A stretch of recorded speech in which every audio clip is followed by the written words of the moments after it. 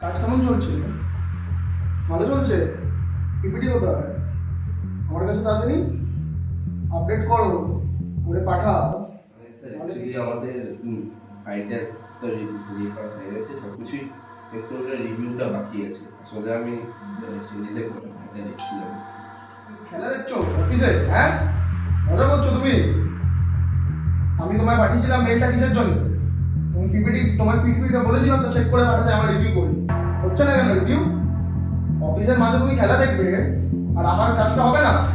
তাহলে তোমার স্যালারি দেওয়া বন্ধ করে দিলাম। অন্য এমপ্লয়ি রেখে দিচ্ছি তোমার জায়গায়, বাড়িতে বসে খেলা দেখো। ইন্ডিয়া স্পোর্টটা কি? স্যার 55-1।